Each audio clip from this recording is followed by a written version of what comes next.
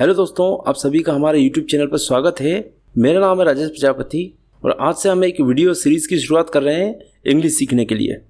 आज का हमारा वीडियो बिल्कुल बेसिक सा वीडियो होने वाला है। इसमें हम बहुत ज़्यादा इंग्लिश की बात नहीं करेंगे, लेकिन कुछ शब्दों की बात करने वाले हैं जिनका इंग्लिश में बहुत ज़्यादा यूज़ होने वाला है। और चूँकि मैं बिल्कुल जीरो लेवल से शुरुआत करने वाला हूँ, तो मुझे लगता है कि ये शब्द आपको जानना ज़रूरी है। हमारे मेन वीडियोज़ शुरुआती वीडियोज़ के 2 या 3 वीडियोज़ के बाद आएंगे। हमारे शुरुआती 2-3 वीडियोस जो है बेसिक से होने वाले हैं। तो चलिए आज का वीडियो शुरू करते हैं और कुछ बेसिक से शब्दों को समझ लेते हैं जिनकी जानकारी होना हमारे लिए बहुत आवश्यक है। तो दोस्तों, हमारे वीडियो की शुरुआत हम इन 2 शब्दों से करते हैं। हमारा पहला शब्द है एक वचन और दूसरा शब्द है बहुवचन। एक वचन का मतलब होता है एक। जब भी हम किसी एक व्यक्ति, वस्तु, स्थान, पदार्थ, प्राणी आदि के बारे में बात करते हैं तब हम उसे एक वचन कहते हैं। बहुवचन का मतलब होता है 1+ यानी एक से ज़्यादा ऑब्जेक्ट। जब हम एक से ज़्यादा व्यक्ति, वस्तु, स्थान आदि के बारे में बात करते हैं तब हम उसे बहुवचन कहते हैं। एक वचन को इंग्लिश में सिंगुलर कहा जाता है, बहुवचन को इंग्लिश में प्लूरल कहा जाता है।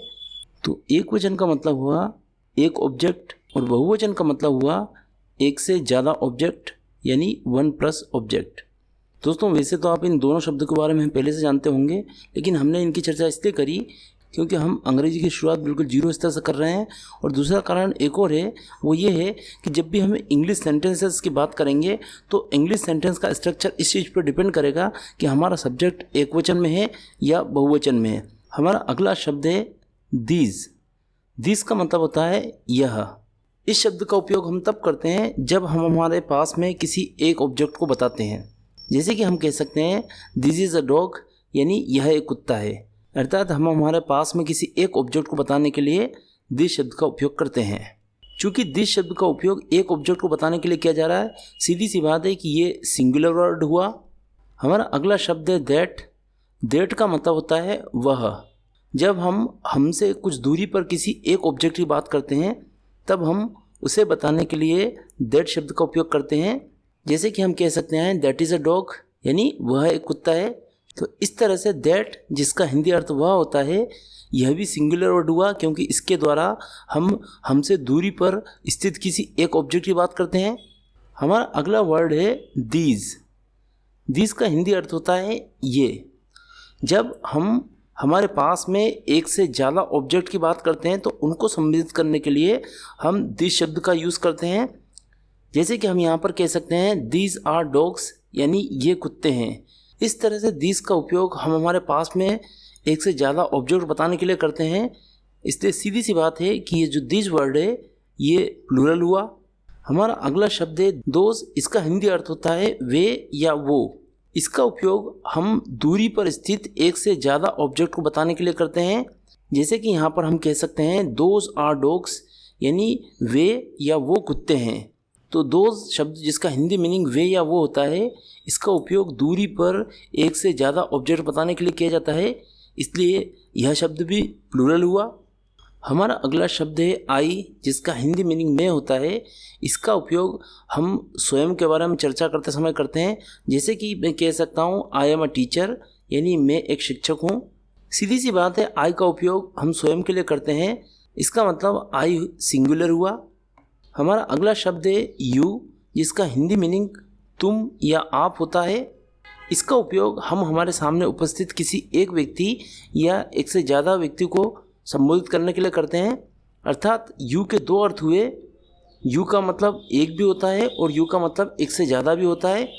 ये एक वचन का काम करेगा यदि हमारे सामने एक ही व्यक्ति मौजूद हो और उसके बारे में हम चर्चा कर रहे हैं। जैसे कि मैं कह सकता हूँ यू आर माई फ्रेंड, तुम मेरे मित्र हो। यहाँ पर हम एक ही व्यक्ति की चर्चा कर रहे हैं, इस कारण से यू यहाँ पे एक वचन की बात कर रहा है। यू, जिसका हिंदी अर्थ तुम या आप होता है, इसका मतलब एक से ज़्यादा भी हो सकता है। यदि मेरे सामने एक से ज़्यादा लोग मौजूद हैं तो मैं कह सकता हूँ यू आर माई फ्रेंड्स, तुम यानी तुम सभी मेरे मित्र हो। इस कंडीशन में यू यहाँ पर प्लूरल का काम कर रहा है क्योंकि यहाँ पर यू से मतलब एक से ज़्यादा लोगों से है। इस तरह से यू, जिसका हिंदी अर्थ तुम या आप होता है, इसके 2 अर्थ निकलते हैं। इसका मतलब सिंगुलर भी हो सकता है जब हम किसी एक व्यक्ति की बात करें, और इसका मतलब प्लूरल भी हो सकता है जब हम एक से ज़्यादा व्यक्ति की बात करें।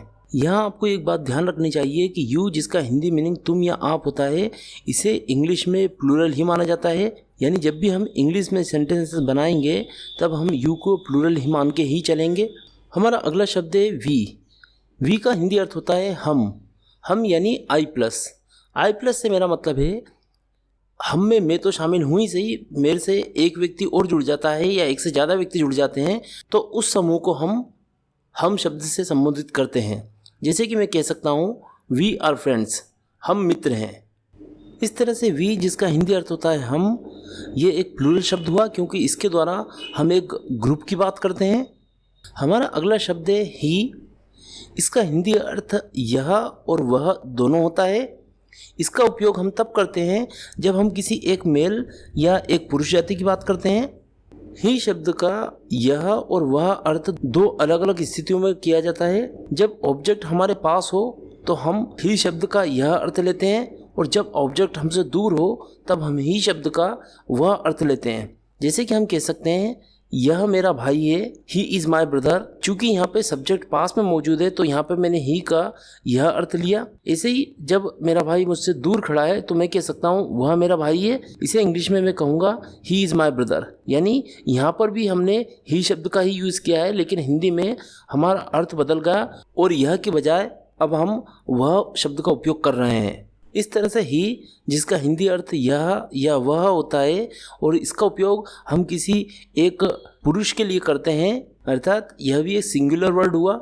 हमारा अगला शब्द है शी का हिंदी अर्थ होता है यह या फिर वह। इसका उपयोग हम एक फीमेल को बताने के लिए करते हैं, एक स्त्री को बताने के लिए करते हैं। यदि ऑब्जेक्ट हमारे पास है तो हम शी शब्द का यह अर्थ लेते हैं। जैसे कि हम यहाँ पे कह सकते हैं यह मेरी बहन है, तब हम कहेंगे she is my sister. She शब्द का वह अर्थ तब लिया जाता है जब ऑब्जेक्ट हमसे दूर हो। जैसे कि हम यहाँ पे कह सकते हैं कि वह मेरी बहन है, इसे भी हम इंग्लिश में ऐसे ही कहेंगे शी इज माई सिस्टर। यानी पास और दूरी से शी शब्द का मीनिंग बदल जाता है।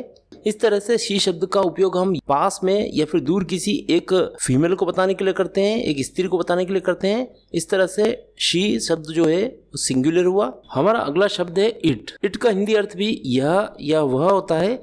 इसका उपयोग तब किया जाता है जब हम किसी वस्तु, प्राणी या पदार्थ की बात करते हैं। ध्यान रखिए, जब हम किसी वस्तु, प्राणी या पदार्थ की बात करते हैं यानी हमने यहाँ पर किसी ह्यूमन की बात नहीं करी। अगर ऑब्जेक्ट हमारे पास होगा तो हम इट का अर्थ यह लेंगे और यदि ऑब्जेक्ट हमसे दूर होगा तो हम इट का अर्थ वह लेंगे। जैसे पहली कंडीशन में कह सकते हैं यह कुत्ता है, इसके लिए हम इंग्लिश में सेंटेंस बोल रहे हैं इट इज़ अ डॉग। दूसरी स्थिति में कुत्ता दूरी पर स्थित है, इसके लिए हम कहते हैं वह कुत्ता है, इसके लिए भी हम इंग्लिश में सेम वही सेंटेंस बोलते हैं इट इज़ अ डॉग। यानी दूरी के हिसाब से इट का यह और वह अर्थ लिया जाता है। इस तरह से इट जिसका हिंदी अर्थ यह या वह होता है और इसका उपयोग किसी वस्तु, पदार्थ या प्राणी के लिए किया जाता है लेकिन उसमें इंसान शामिल नहीं है। इस तरह से इट शब्द भी सिंगुलर हुआ। हमारा अगला शब्द है दे का हिंदी मीनिंग होता है वे। इस शब्द से किसी ग्रुप यानी समूह को संबोधित किया जाता है। जैसे हम कह सकते हैं दे आर टीचर्स, यानी वे शिक्षक हैं। इस तरह से दे जिसका हिंदी मीनिंग वे निकलता है और यह एक ग्रुप या समूह को संबोधित करता है। इस तरह से दे जो शब्द है वो प्लूरल हुआ। तो अभी आपने कुछ बेसिक शब्दों के बारे में जानकारी ली, इनके बारे में जाना। अब हम इनसे जुड़े हुए कुछ अधिकार सूचक शब्दों के बारे में और बात कर लेते हैं।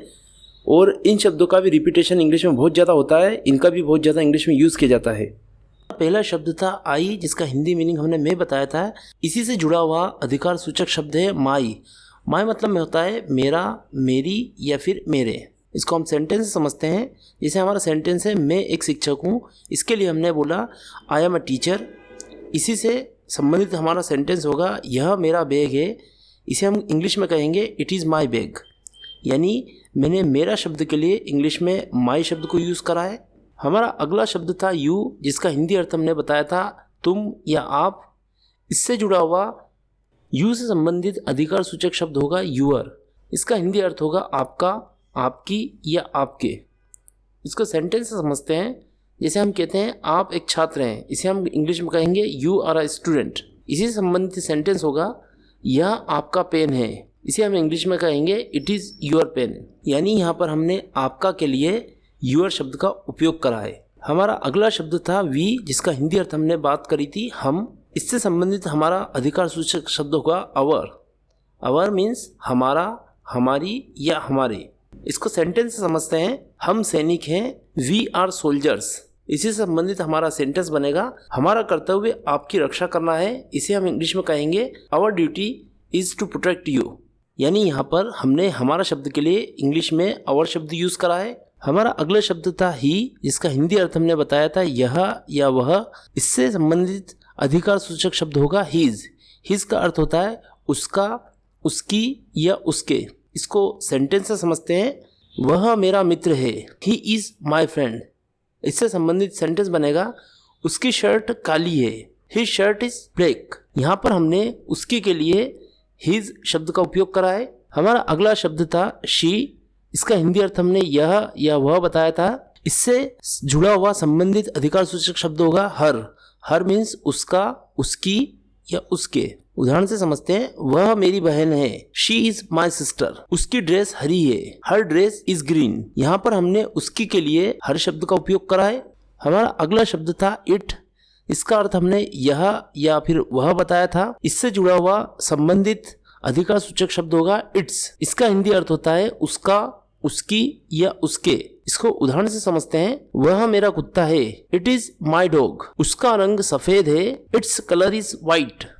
यहाँ पर हमने उसका के लिए इट्स शब्द का यूज किया है। हमारा अगला शब्द है दे, जिसके लिए हमने हिंदी में शब्द यूज करा था वे। इससे जुड़ा हुआ संबंधित अधिकार सूचक शब्द होगा दियर। दियर मीन्स उनका, उनकी या उनके। इसको उदाहरण से समझते हैं, वे डॉक्टर्स हैं, दे आर डॉक्टर्स। उनकी ड्रेस सफ़ेद है, दियर ड्रेसेस आर वाइट। यहाँ पर हमने उनकी शब्द के लिए दियर शब्द का उपयोग करा है।